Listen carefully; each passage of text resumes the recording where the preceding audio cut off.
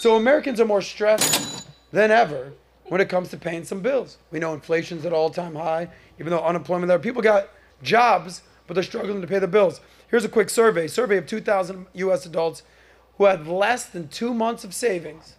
So basically, they haven't saved that money. They got less than 2 months of savings or assets.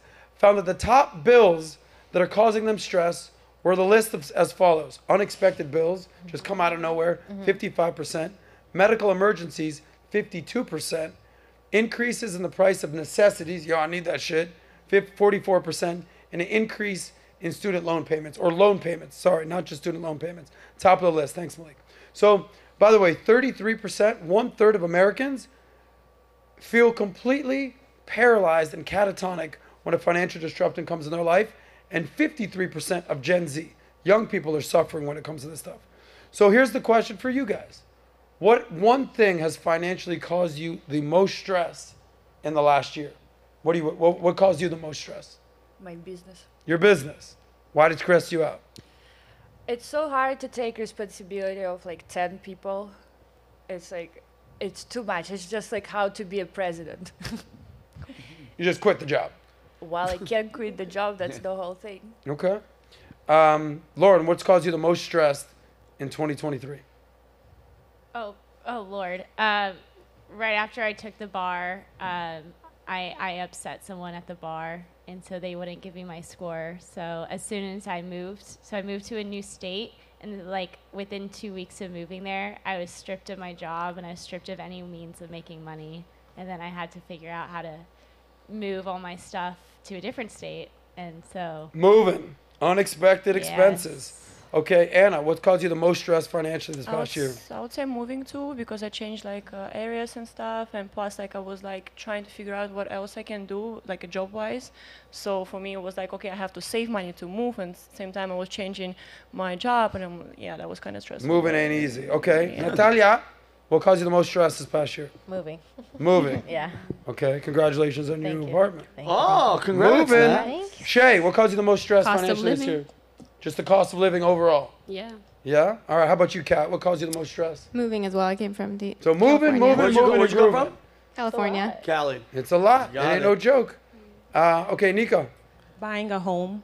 You bought a house. No, I want to buy a house. So it's stressing you out thinking about it. Yeah. Because here's a little friendly advice about buying a home. Don't. No, I want to do it for an investment property. I actually here, let me read this again. Don't. Okay. All right. Yeah. Do your research before you do that. Okay. Google is now a good time to buy. No, not now. I know now is not a good time, so that's why I'm stressed out. Now's a horrible time to buy. I know that. Vincent, what's caused you the most financial stress this past year? Can I be 100% honest with you? Absolutely nothing. Amazing. Nothing caused me stress because the past year, laser focus. I mean, I have bills, I have credit card, I have car and everything, but I haven't been spending stupid. You know more than anybody. I make food. I bring it into work. I'm not spending stupid. I'm not eating out. I'm just focused on God, job, life, body, mind, spirit. Hey, Benny. Love that for you. Good por you. Mira, thank you, man. Listen to you. How about you, McQueen? You've been here how long now? Has it been a year? Yeah. Well, in February it'll be a year. In February will be a year. Happy anniversary of being in Miami. Appreciate it. What stressed you out the most financially this year? Moving, coming here was brutal. Was yeah, it was a lot. But other than that, once I was here, it was cool. Good riddance, LA though. Yeah, for sure. I'm out of there. Yeah. I love my city, but I'm over it. I put on for my city. What about you, Adam? What about me? What caused me the most stress? Absolutely nothing except for one thing. Uber. Listen, no. Listen, I've been saving that money and investing that money for well over a decade. Financially, I'm free, I'm good, I'm secure. But you know what sucks? Seeing your parents get old. Oh, yeah. That does suck. Seeing your parents get old. Yep. Okay? My dad, rest in peace, he's gone. I know you lost your dad. Yep. But my mom's getting old. I love my mom to death. I love her. And it stresses me out to see that she didn't plan for retirement. Yeah. She doesn't have a lot saved up. She's now starting to she's like, I think I need hearing aids. I said, what? I said, what? Was she next to Natalia when she was blowing up the Yeah, exactly. Now I think, so it doesn't stress me out because I'll take care of my mom, I'm good. But let me tell you something. 50% of Americans don't invest. I'm convinced of this. You cannot save your way to becoming a millionaire. Yeah. Okay? You need to invest and use the power of compound interest. But 50% of Americans flip a coin if they've even opened up an investment account. My mom, God bless her soul, she can't even spell invest. I love you, Mom. I love But it. she didn't set herself up for that. My parents got divorced. She didn't know what was going on there. I'm seeing my mom get older, and I go, Mom, thank God you've got a kid that loves you and that will take care of you. I go, you're going to have a full-time job. When I got a kid, you're quitting your job. You just fucking nanny. Yeah. Okay? She's like, I don't want to be a nanny. You don't got a choice, woman. Yeah, you want to live on the street, But Mom? it is super stressful seeing your parents get older because you know what happens if you don't have a retirement plan? You know what plan you end up on? The government plan. Yeah. Ain't nobody want to end up on the government plan. No. Right. Food stamps, welfare, unemployment, Medicaid, Section Medicare, Section 8. Not a good look. Thank God my mom has such an incredible son that he gonna take care of his mama. You're such a good guy. one? Is But you there know a- what? Yeah. Which mama? My only mama. But Adam, all Not that's my little baby mama, you know. Adam, she has nothing to worry about because you can save Yeah. all your money. Just have her go to the board, like leave, go to Mexico and come through the border. They'll give her everything, cell My phone. mom, she's like, hello, I've come to come for the benefits. Orale arriba. They'll give her everything. She comes to the Orale border. Lira.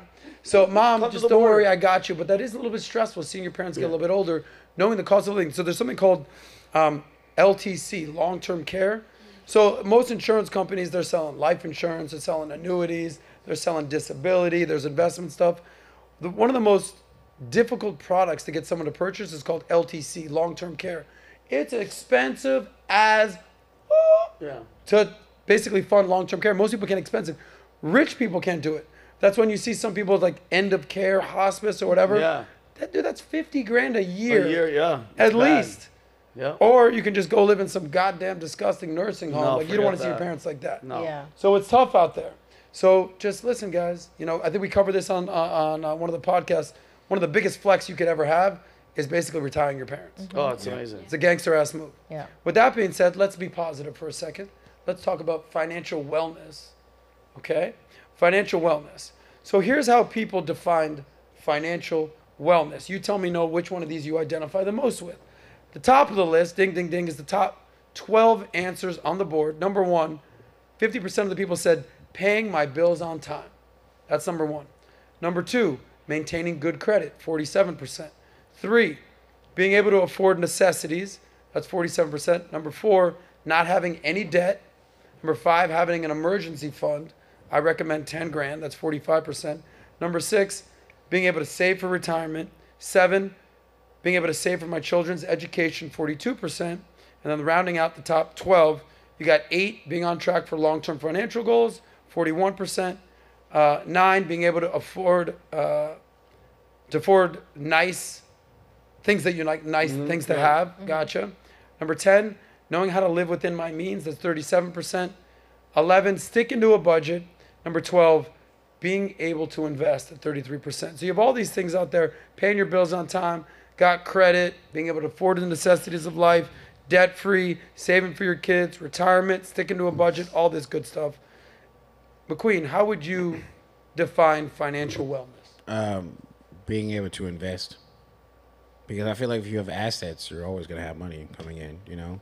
I don't know too much because I'm not going to act like I'm super good at investing it, but I mean, I have money and sometimes I don't pay it on my rent on the first. Yeah. Because I just don't feel like it. I'll pay it tomorrow. You know what I'm saying? So it's like, I don't know. Like, I don't think, I mean, being able to pay your bills on time is one thing, but like, even as me with someone with money, I sometimes don't. So I don't think that that's considered, you know, the highest. I wouldn't put that on the top of the list when it comes to financial wellness. I think having a bunch of assets is important for me, at least. What do you want to invest in? Investment properties. I'm going to go down that real estate path. But you're saying we shouldn't. You're saying I'm saying right now is a horrible time. okay. Like right now, wait for the market to drop, wait for interest to drop, wait for supply and demand and supply to come out there and demand to go down.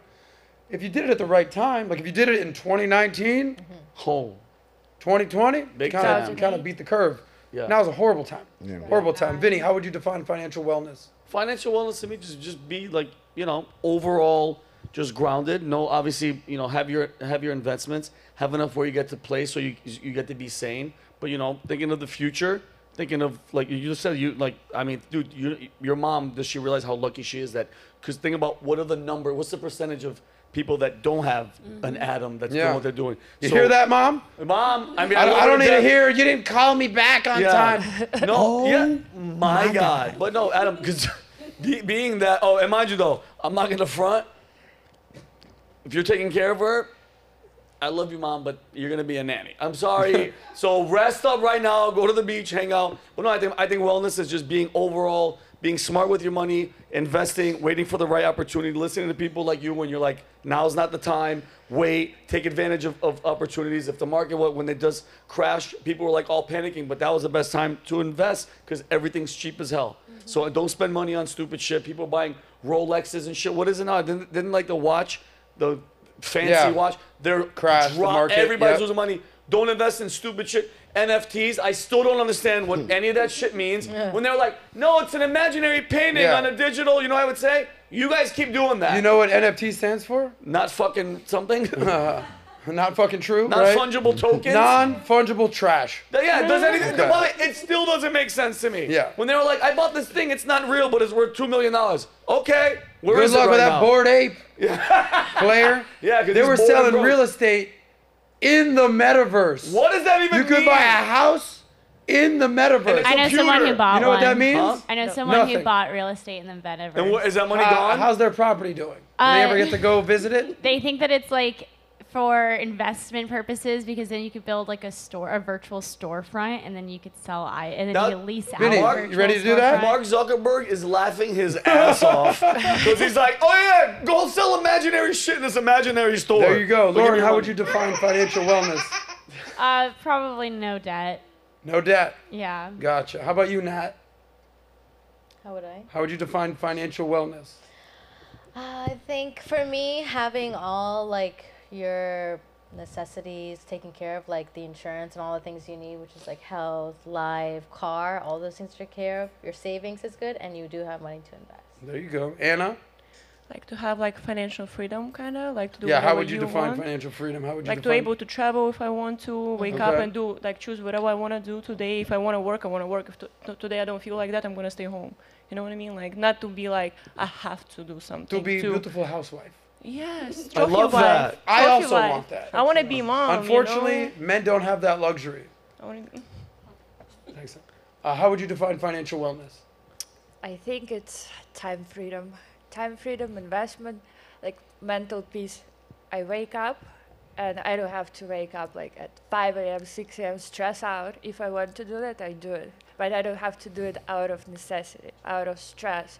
I know I have food in the fridge. I know my family all the bills are paid. I know like I don't have to worry about anything. We all live in anxiety lately. Like just like to get rid of this feeling is amazing. How about you, Shay? Financial wellness to me is all of my necessities taken care of with a great amount of money left over to invest, do whatever I want for fun, and like, yeah. And like make sure my family taken care of. That a girl. Kat? Yeah, I mean, what everybody mentioned, being at peace and being able to afford the comforts of life, but also just the mindset towards money, not having like a mindset of lack. Like something I've been working on this year is instead of thinking like, oh, I need to save towards something, I think like, how can I earn that additionally this month? You know, so having more of an abundance mindset and just feeling at peace. That abundance mindset. Not those limited beliefs, Nat. Say it with me now. I don't know. Say something. Nico.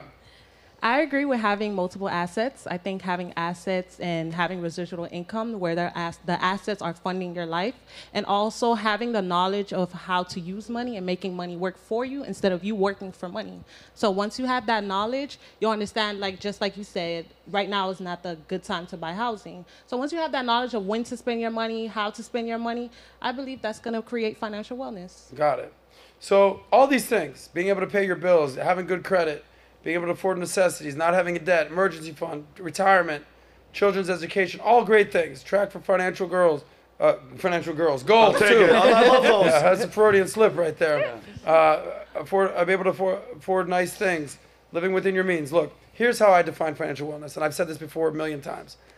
I've developed what I call the 6 principles of wealth. Number 1, you got to have a game plan for your money. That's a budget. Number 2, you got to before you can win the money game, you can't lose the money game. You can't have debt. That's your money going backwards. That's losing the interest rate game. Number 3, save that money. Okay, before you can start investing, you got to save. All right. Number 4, have your money grow over time. That's the definition of investing. Compound interest, money on money on money on money on money. Number 5, everything's offense up until that point. Number 5 is defense. God forbid you have some shit happen. Life insurance, disability insurance, health insurance. And then here's how I would define that. Once you can do those 5 things, with those 5 things, you enter what I call, this is the phase I'm at right now, what I call chilling. I'm just chilling. Chilling is when you own your time. Chilling is when I don't got to rush out the door. I don't got to go to work. I choose to go to work. I choose to do this. And everyone has a different number. It could be $1 million. It could be $10 million, whatever, people. Chilling is when you own your time. So what you can choose to do in your free time. Most people want to travel. Every rich, I started this entire show not talking to hot chicks and funny dudes. I started talking to financial advisors and millionaires. I said, what are you going to do when you retire? What does retirement look like to you? You know what all these rich people told me? I'm never going to retire. Like, there's never going to be a day where it's like, that's it. I'm not working. I'm done learning. I'm done improving. I'm just going to golf with my fucking fat ass every day. No, they're going to do something. Yeah. Most people want to travel. Most people want to pursue something that they're passionate about.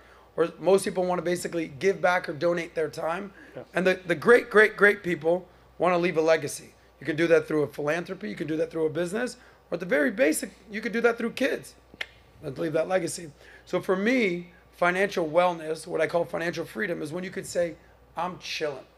Chilling, you got enough money to say, yeah, I'm good. I'll choose to go to work. Like, I choose to come to Valuetainment. I still choose to run my financial company. But it's not like I'm waking up every day like I have to do this. Now listen, if I'm running late to a podcast, PBD's going to yell at me a little bit. Yeah, I've got that too. But I make that choice to be on time. I made the choice to be there. So you have to figure out what your chilling is and what you want to do with your free time. Most importantly, you got to save that money. Whoa, whoa, whoa. If you like that one, click right here to watch the full SOSCAST. And don't forget to subscribe to the channel.